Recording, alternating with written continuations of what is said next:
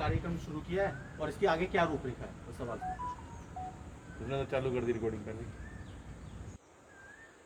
आज हम एटक कार्यालय में मौजूद हैं और यहाँ पर हम देख पा रहे हैं कि मतलब एक सलोनिया जी हमारे साथी थे। कुछ दिन पहले वो मतलब कोरोना की वजह से उनकी मृत्यु हो गई थी। उस संदर्भ में फिर हमारे कुछ साथियों ने मिलकर, एटक यूनियन ने मिलकर एक कार्यक्रम स्टार्ट किया है कि हम लोगों को ऑक्सीजन सप्लाई करेंगे, कि जनहित में मतलब लोगों की मदद करेंगे। तो इसमें हम एटक के संदीप जी से पूछना चाहेंगे कि मतलब आपकी क्या रूपरेखा है। इसमें जो हमारे वरिष्ठ साथी हैं थे दिनेश सलोनिया जी, हमारी यूनियन के पूर्व महामंत्री भी रहे और बीएचएल हरिद्वार में जब से उन्होंने ज्वाइन किया वो एक सामाजिक कार्यकर्ता के रूप में जो है कार्य करते रहे और एक स्पोर्ट्समैन भी रहे और हर किसी के साथ जो है सुख दुख में खड़े होने वाले वो बड़े भाई के रूप में उपस्थित रहे। तो आज का जो ये कार्यक्रम है, जब सलोनिया जी का देहांत हुआ तो उससे हमें पूरी यूनियन को एक गहरा आघात पहुंचा और उस आघात ने हमें इतनी ठेस पहुंचाई कि इस भरपाई को पूरा कर पाना उनके परिवार के लिए और हमारे लिए किसी भी प्रकार से संभव नहीं है। तो उसी समय हमारी दोनों यूनियनों ने आपस में विचार किया और विचार ये किया कि सलोनिया जी तो हमारी चिकित्सा व्यवस्था सुचारू रूप से ना मिलने की वजह से इस दुनिया से चले गए, पर अब हम दोनों संगठन मिलकर कुछ ऐसा प्रयास करें कि इस बीमारी से जो लोग पीड़ित हैं उनकी जान किसी भी प्रकार से बचाई जा सके। तो आज हमने पहले चरण में जो है ये ऑक्सीजन सिलेंडर निःशुल्क, जो कोविड मरीज होम आइसोलेशन में हैं, चिकित्सक की सलाह पर जिन्हें जो है ऑक्सीजन सिलेंडर की आवश्यकता है, उनके लिए निःशुल्क ऑक्सीजन सिलेंडर उपलब्ध कराने का आज प्रयास हमने स्टार्ट किया है। ऑक्सीजन सिलेंडर के साथ साथ हम ऑक्सीजन फ्लो मीटर भी उनको उपलब्ध करा रहे हैं और हमारा प्रयास है कि आगे जो है बीएचएल उपनगरी के अंदर और बीएचएल के आसपास के क्षेत्रों में कोविड के बढ़ते हुए केसों पर किसी प्रकार की लगाम लगाई जाए। ये पहला चरण है। इसके बाद जो है हम कोविड के प्रति जागरूकता को आगे बढ़ाएंगे और जो यहाँ के जिला चिकित्सा अधिकारी हैं उनसे मिलकर यदि कुछ ऐसा व्यवस्थाएं और की जा सकती हैं कि जिससे कोविड का संक्रमण आगे ना फैले, उसके लिए हम सब मिलकर काम करेंगे।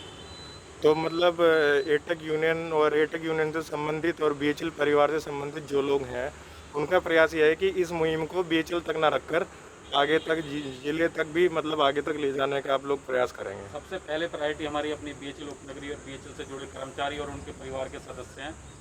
उसके बाद स्थिति जो हम जो है जितने भी आसपास के क्षेत्र हैं उनमें भी अपना काम करने का प्रयास करेंगे। अच्छा, आगे मैं कहना चाहूँगा जैसे सलोनिया जी के पुत्र भी यहाँ पर मौजूद हैं, पुनीत जी, अगर वो कुछ शब्द रखना चाहें इस संदर्भ में। चलो ठीक है। सौरभ त्यागी जी हैं हमारे साथ एटक फाउंड्री से। रोहित जी, मैं आपको बताना चाहूँ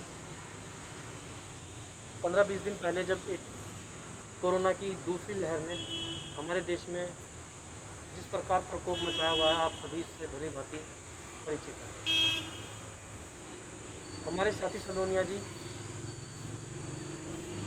अप्रैल माह की 25 तारीख को जब हॉस्पिटल में भर्ती हुए, उनकी तबीयत काफ़ी ख़राब थी, उनकी रिपोर्ट कोरोना पॉजिटिव थी। उसके बाद वो इस कोरोना के साथ इस लड़ाई में ज़िंदगी की जंग को हार गए। ये गहरा आघात हमारे संगठन को लगा, उनके परिवार को लगा। वो जो स्मृतियाँ छोड़ गए हैं हमारे बीच अपनी, जिस प्रकार उन्होंने काउंड बीएचएल और एटक संगठन में रहकर लोगों की सेवा की, उसने हमारे लिए एक प्रेरणा का काम किया। हमने तय किया कि इस महामारी के समय में केवल चिकित्सा व्यवस्थाओं को दोष देकर काम नहीं चलेगा, हमें सामने आकर कुछ कार्य करने पड़ेंगे। जब मैं और संदीप भाई हम दोनों कोरोना पीड़ित थे और घर पर थे, तो फ़ोन पर हमारी आपस में बातचीत हुई और संदीप भाई ने मुझे कहा कि सौरभ, हमें इस विषय में कुछ करना चाहिए।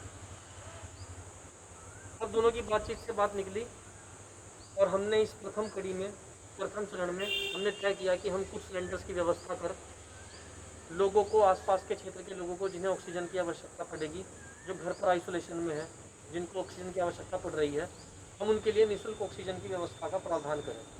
और इस कड़ी में जैसा कि आप जानते ही हैं, हमने अभी 10 सिलेंडर की खरीदी की है और शुरुआत की है, और कल से ही हमारे पास फ़ोन आने शुरू हो गए थे, और कल ही हमारे एक साथी को 2 ऑक्सीजन सिलेंडर की आवश्यकता पड़ी और उसे उपलब्ध कराया गया।